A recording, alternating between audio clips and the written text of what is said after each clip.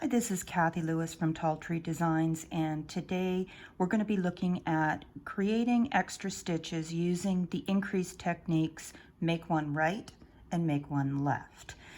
This comes up a lot in any pattern that you're going to knit. Sometimes we increase stitches to compensate for stitches we've decreased in lace. Sometimes it's about shaping, adding more stitches to make the fabric grow in strategic ways. It's very simple to do, and I'm going to show you how it works. First, we're going to do make one right, and this is going to create an extra stitch that leans to the right. So let me just knit a couple here, and now take a look here. You're going to see in between your needles, this is what we call the running yard between the stitches.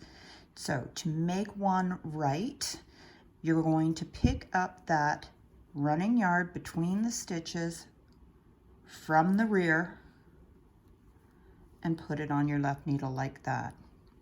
And now we're going to knit that stitch. It's going to be fairly tight and awkward. That means you're doing it right.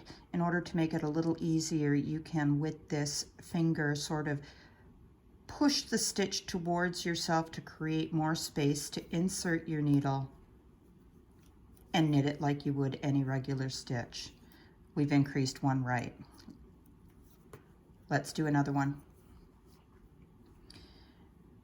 We're going for this running yarn between the needles. We're going to pick it up from the back onto our left needle, push that stitch with our left index finger, and knit it like a regular stitch. We've made one right. So it will lean slightly to the right, which is often important in lace knitting, which way your increase leans.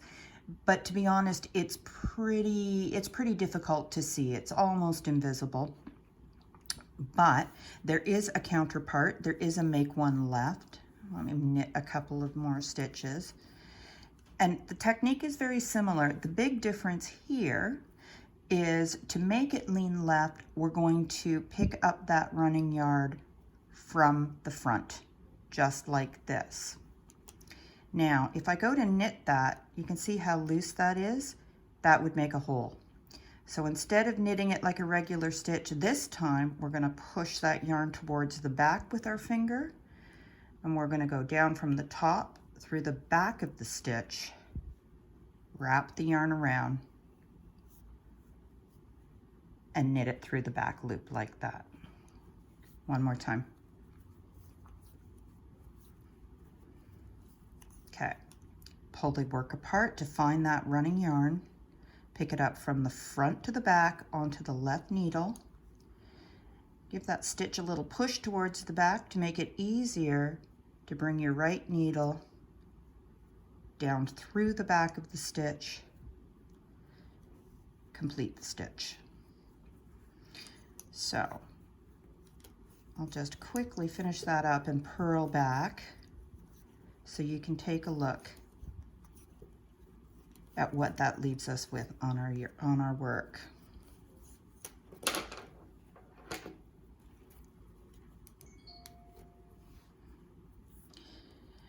A lot of times when you're knitting, you can come across patterns where they'll just say make one stitch.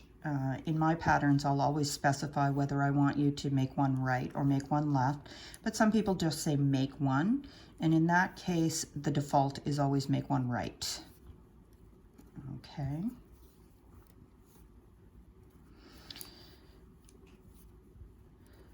So the biggest difference between make one right, with make one right, you're picking up that yarn from the back to the front.